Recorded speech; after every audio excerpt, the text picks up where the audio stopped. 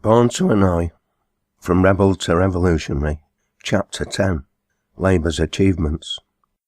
Looking back once more with the benefit of hindsight, the Wilson governments of 1964 and 1966, when compared with all subsequent British governments, were probably the most competent of my lifetime, at least up to this point in 2014, with the sole exception, arguably, of the 1945 Labour government. Of course, I did not see it that way at the time, and I am still convinced they could have done better. But let me give Wilson and his cabinet their due. As I have already stated, the Tory party, for reasons only known to themselves, because in those days their inner-party democracy was shrouded in secrecy, chose the rather old-fashioned and lacklustre Sir Alec Douglas-Home as their candidate. Perhaps they wanted to lose the election, knowing the economy was in big trouble. Wilson was a technocrat whose brand of socialism really began and ended with a commitment to increasing educational opportunities for the working class, an extension and improvement of the welfare state, and an improvement in housing conditions. He had a checkered history in the Labour Party, having flirted with both left and right on occasions, whilst pursuing what was seen by many on both wings of the party as an opportunist line. He was remarkably talented, both as an intellectual and as a television broadcaster, and had a capacity to put over his policies in a clear, down-to-earth way that appealed to many voters. Whilst the Profumo scandal presented a great opportunity to the Labour Party, in the general election campaign Wilson cleverly played it down, but in a rather sharp way. When interviewed about it, his reply was a classic: "No comment, inglorious technicolor." He made much of Sir Alec's aristocratic background, pointing out that he was the 14th Earl of Home, thus insinuating Sir Alec only owed his position as Tory leader because of his ancestors. Sir Alec gave as good as he got, retorting, "I suppose Mr. Wilson is the 14th Mr. Wilson." In a period when British manufacturing was in serious difficulties, coupled with an increasing public awareness of the need to invest in new technology if we were to compete effectively in an increasingly competitive world, Wilson made what many regarded as his best speech, and certainly the one that set the tone for the general election campaign. At the 1963 Labour Party annual conference, he argued for a technological revolution to re-equip British industry to enable it to increase its exports and end the balance of trade deficit, which seriously threatened the country's finances. In that speech he stated, "The Britain that is going to be forged in the white heats of this revolution will be no place for restrictive practices or for outdated measures on either side of industry." When the election finally came in 1964, Labour won, but only with a wafer-thin majority of 4 seats in Parliament. Wilson called a further election 18 months later, in March 1966. Many of my generation, having reached the age of 21 at this juncture, had the right to vote. To what extent this youthful addition to the electorate made a difference, I can't be sure, but Labour was returned with a majority of 96 seats. Harold Macmillan, when Housing Minister in the Churchill post-war government, had made housing a central issue of Conservative Party policy, in sharp contrast to the 1945 Labour government of Attlee. The latter government, having to come to grips with the aftermath of the war, had placed housing in the remit of an Ur in Bevan, whose main priority was the creation of the National Health Service.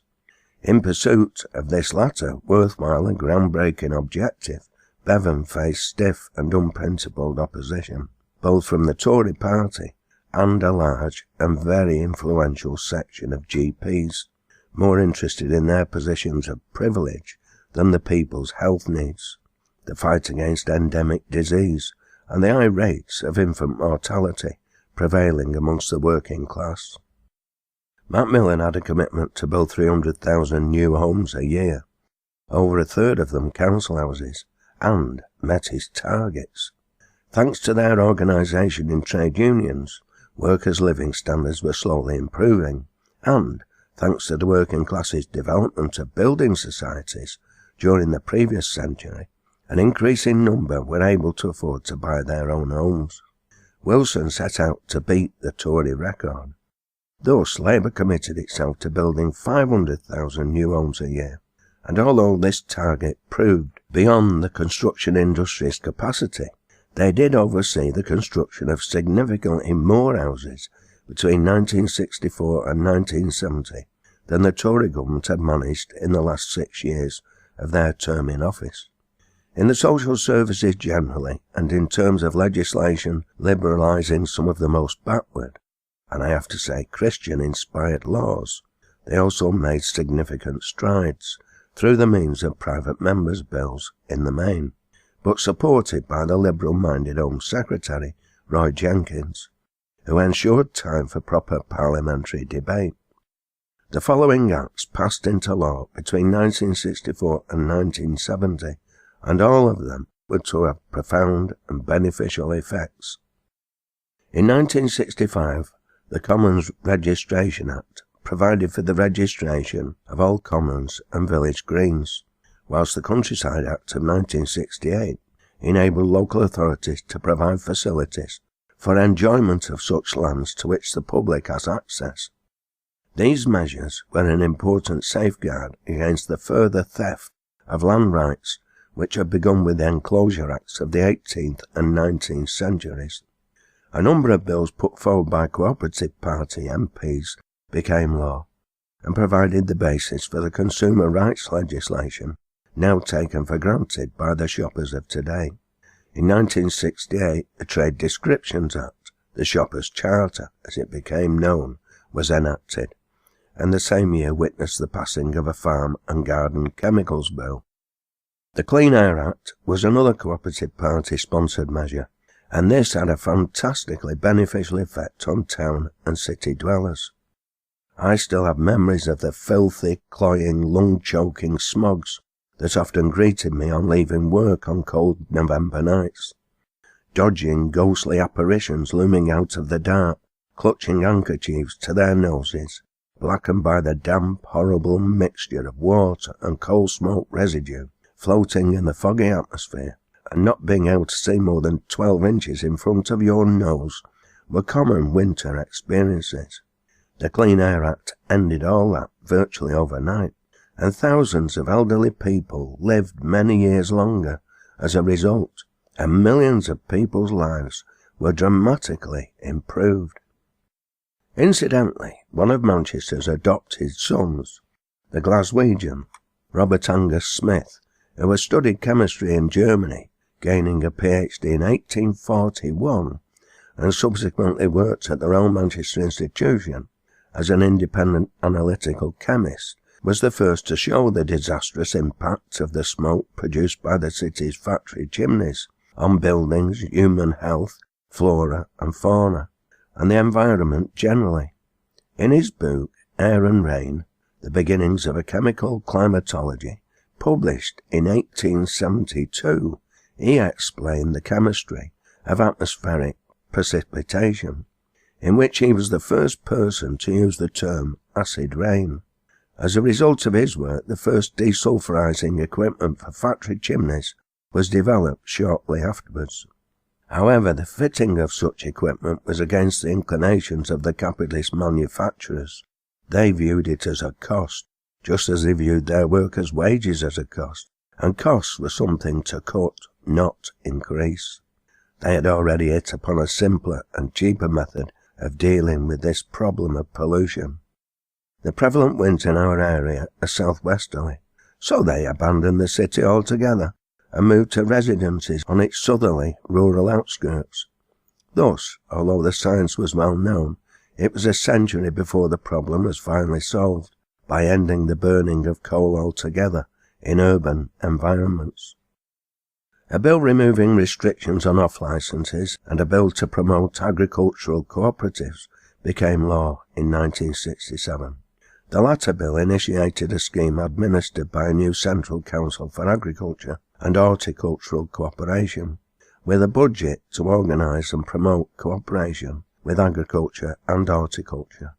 In 1967, the Welsh Language Act came into law, guaranteeing equality with English to the language of a people whose ancestors had inhabited our island long before the English even existed or were even thought of, although it was restricted to that small area now denoted as Wales, a word, incidentally, as every educated Englishman will know, is of Saxon origin, meaning land of the foreigner or stranger.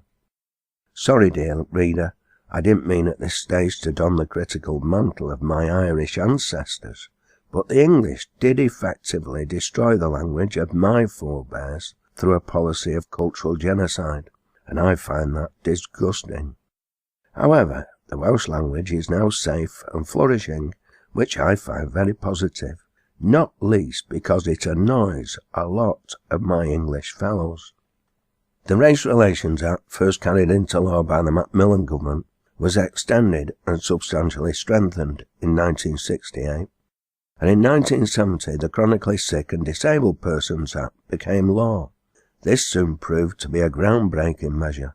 It was the first legislation of its type worldwide and gave rights and set out specific provisions to improve access and support for people with disabilities. Capital punishment was also terminated.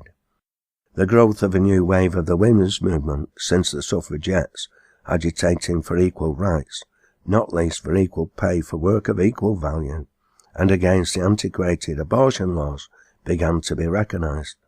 In 1967, the Liberal MP David Steele was provided with parliamentary time to debate his abortion bill, which came into law that year, enabling women to terminate an unwanted pregnancy safely and through the NHS.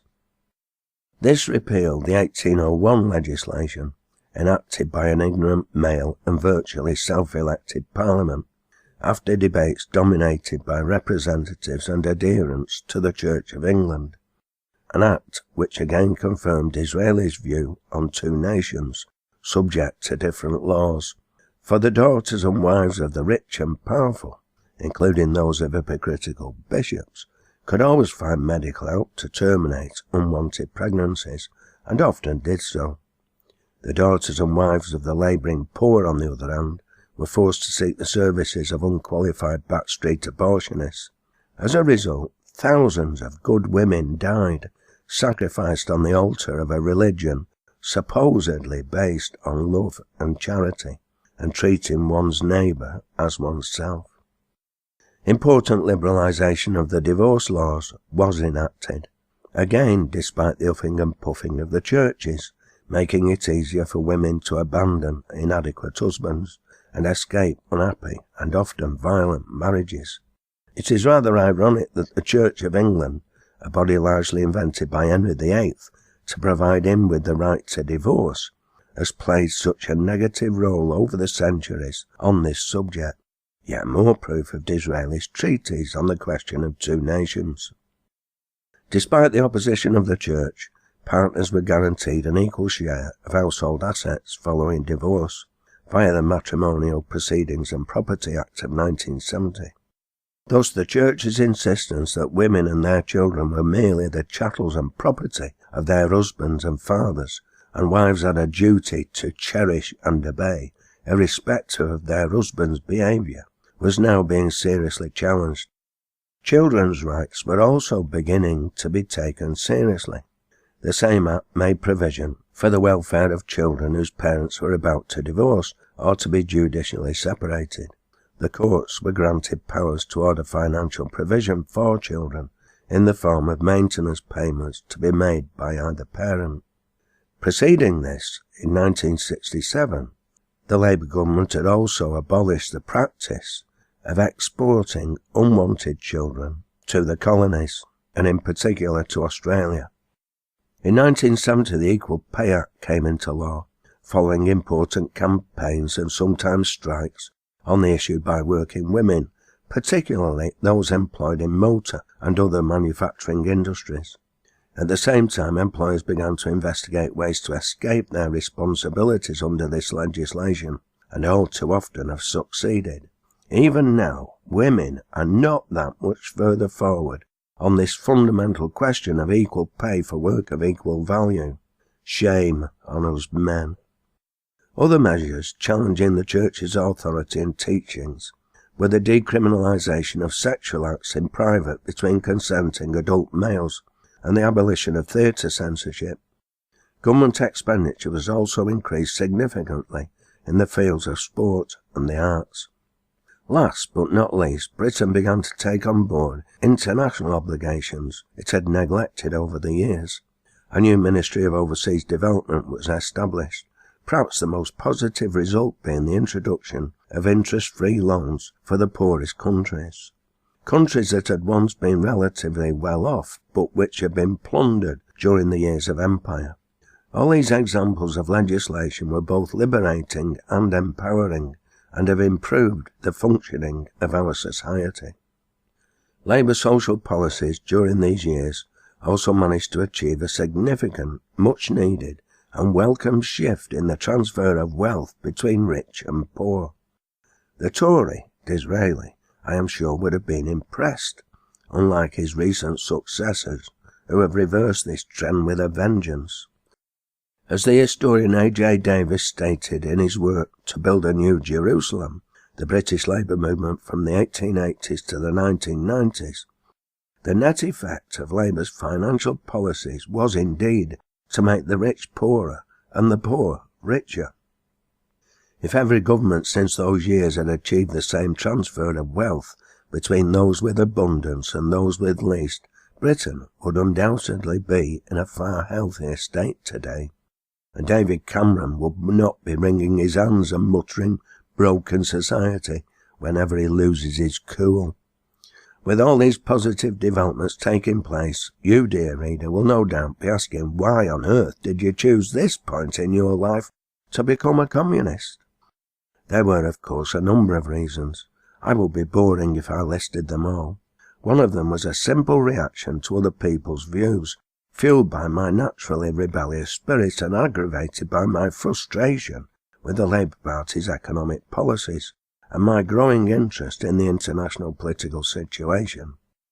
My involvement in the trade union movement was bringing me into contact with many on the left, and I was increasingly open to all kinds of new ideas: social democratic, anarchist, libertarian, Trotskyist, anarcho-syndicalist, you name it, I came across it. However, I became increasingly aware that the most consistent adherents to socialism, and those who were the most determined and principled in their struggle for a new form of democratic society, were the individual members of the Communist Party that I found myself working with. Increasingly people referred to me as a Red, as I have already said, some with affection and others with contempt. This had first started when I was studying for my ordinary national certificate in mechanical engineering on day release at the Hyde College of Further Education during my apprentice years. In one period of social studies, we were all asked to fill in a questionnaire on social attitudes. When the results were announced, the lecturer informed the students they had 2 communists in their midst, and that I was one of them. I wasn't yet 20, and hadn't joined any political party. It wasn't until I retired and came across the book Spies at Work, A History of the Economic League by Mike Hughes, that I discovered this was a fairly standard way of pinpointing potential industrial and political troublemakers by the Economic League, the UK's foremost blacklisting organisation, and a private enterprise equivalent of the Stasi. In the end, I succumbed to the increasingly common view, and decided that perhaps I should go all the way and become a real Red.